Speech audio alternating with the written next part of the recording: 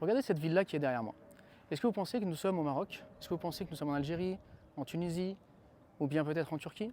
Eh bien non, nous sommes dans le Val d'Oise. Nous sommes à Herblay, sur les bords de Seine. Et cette maison est une maison qui date du début du XXe siècle. C'est une maison qui a été construite par un peintre qui s'appelle Victor Madeleine et qui, comme de nombreux intellectuels de l'époque, était passionné par l'Orient, passionné par le monde musulman et qu'il a voulu donc reproduire une maison à l'identique de ce qu'on trouve dans le monde musulman avec toute la symbolique, comme vous voyez donc les étoiles, le Khatm Soleiman et on va dire le décor typique des maisons qu'on peut trouver en Orient. Alors cette maison se trouve, regardez, au bord de Seine, dans le Val d'Oise, et comme donc de nombreuses maisons qu'il y a en France et en Île-de-France, eh bien elle est parfaitement typique de ce qu'on trouve dans le monde musulman, et ça témoigne donc de l'attrait qu'il y avait pour l'islam, pour le monde musulman et pour l'Orient bien au début du XXe siècle. Donc admirez voilà, la beauté de cette maison qui se trouve donc dans le Val d'Oise en France et qui témoigne voilà, de cette histoire de la France et de son rapport au monde musulman.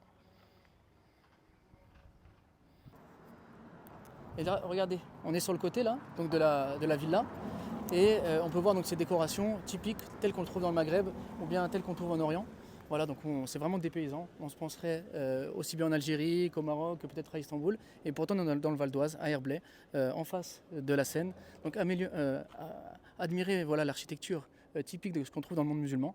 Voilà, encore un témoignage donc de l'attrait que les intellectuels de l'époque avaient pour l'Orient, pour le monde musulman et pour cette architecture magnifique.